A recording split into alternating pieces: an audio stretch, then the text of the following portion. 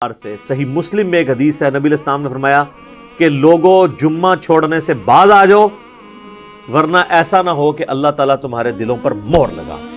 اور یہ مہر وہ ہے صم بکم عمی فہم لا یرجعون، ختم اللہ علی قلوبہم وعلی سمعہم وعلی ابصارہم والعیاذ باللہ تعالی۔ اور جامع ترمذی میں حدیث ہے، جس نے مسلسل 3 جمعے چھوڑ دیے اللہ تعالیٰ اس کے دل پر مہر لگا دے گا۔ اچھا، اسی وجہ سے یہ پبلک مشہور ہے کہ 3 کٹھے نہیں چھوٹنے چاہیے۔ اندازہ کریں آپ، ان کو پتہ ہی نہیں ہے کہ یار مطلب صرف جمعہ ہی ہے مسلمان کے لیے، 3 نہیں چھوٹنے چاہیے۔ وہ کہتے ہیں نہیں، مسلم شریف میں حدیث ہے نا کہ ایک جمعے سے لے کر دوسرا جمعہ درمیان کے گناہوں کا کفارہ ہے، یعنی جو کام چک کے رکھو جمعہ پڑھ لو کام ختم۔ تو یہ پوری حدیث اس طرح نہیں ہے میرے بھائی، پوری حدیث اس طرح ہے اگر کبیرہ گناہوں سے بچا جائے تو ایک جمعے سے دوسرا جمعہ، اس تو بھی آسان کام، ایک رمضان سے دوسرا رمضان۔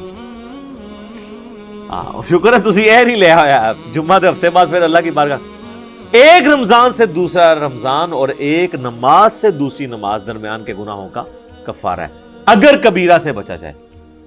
تو سب سے کبیرہ گناہ شرک کے بعد اگر کوئی ہو سکتا ہے تو وہ فرض نماز چھوڑنا ہے۔ تو اگر کبیرہ گناہ نہیں کیے، یعنی ایک جمعے سے لے کر اگلے جمعے تک کوئی نماز نہیں چھوڑی، پھر چھوٹے گناہ معاف ہوں گے۔ نماز چھوڑنے سے بڑا کون سا گناہ ہے؟ صحیح مسلم میں حدیث ہے، بندے کے ایمان، شرک اور کفر کے درمیان فرق نماز ہے۔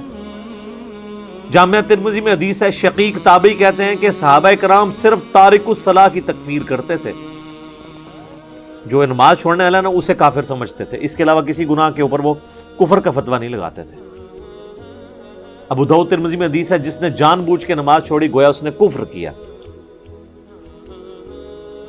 یہ تو بڑا سینسٹیو معاملہ ہے، کفر اور شرک کے درمیان فرق جب نماز ہے۔ اور اس سے بھی بڑھ کر سورۃ الروم کی وہ جو آیت ہے، منیبین الیہ، رجوع لاؤ اللہ کی طرف، وَأَقِیمُوا الصَّلَاةَ وَلَا تَکُونُوا مِنَ الْمُشْرِکِینَ، اور نماز کو قائم رکھنا، دیکھنا مشرکوں میں سے نہ ہو جانا۔ نماز چھوڑنے والے کو اللہ تعالیٰ فرمایا گویا کہ وہ مشرک ہے۔ پاکستان کے شناختی کارڈ میں مسلمان ہے، اللہ کے ہاں وہ عملاً مشرک ہے، عملاً کافر ہے۔ ہاں ٹھیک ہے، ہم عقیدے میں فتویٰ نہیں لگاتے، باقی اس کا اور اللہ کا معاملہ ہے۔ پھر سنن ابن ماجہ میں حدیث ہے، ابو درداء اصحاب صوفہ میں سے ہیں، وہ کہتے ہیں کہ نبی علیہ السلام نے، بڑے پیارے الفاظ ہیں، میرے خلیل نے مجھے 3 وصیتیں کی تھی۔ نمبر 1، اللہ کے ساتھ شرک نہ کرنا، خواہ تمہارے ٹکڑے ٹکڑے کر دیے جائیں یا تمہیں آگ میں جلا دیا جائے۔ نمبر 2، کبھی نماز، فرض نماز نہ چھوڑنا، ورنہ اللہ کے ہاں تمہارا ذمہ اٹھ جائے گا، یعنی اللہ کو پھر کوئی پرواہ نہیں۔ اور نمبر 3، شراب نہ پینا، تمام گناہوں کی چابی شراب ہے۔ یہ 3 وصیتیں ابو درداء کہتے ہیں کہ نبی علیہ السلام نے مجھے کی تھی۔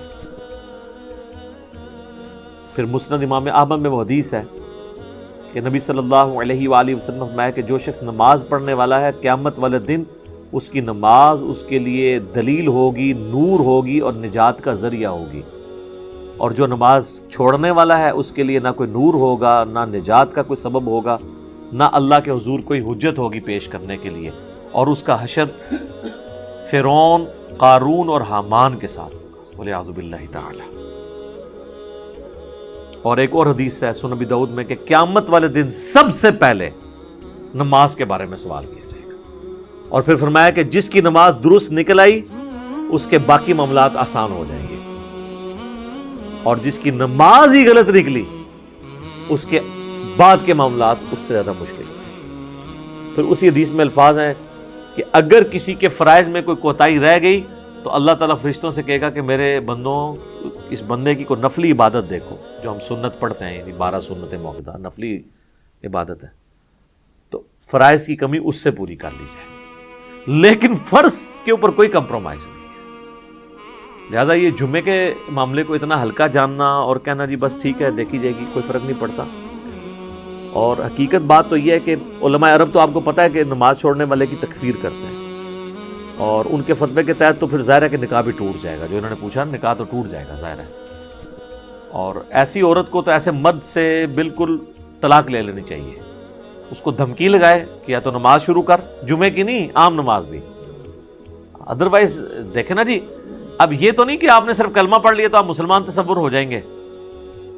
یعنی اسلام 3 چیزوں کا نام ہے نا: اقرار باللسان، زبان سے اقرار کرنا، و تصدیق بالقلب، اور دل سے تصدیق کرنا، و عمل بالجوارح، اور اپنے اعمال کے ساتھ، جوارح کے ساتھ اس کو ایگزیکیوٹ بھی کرنا.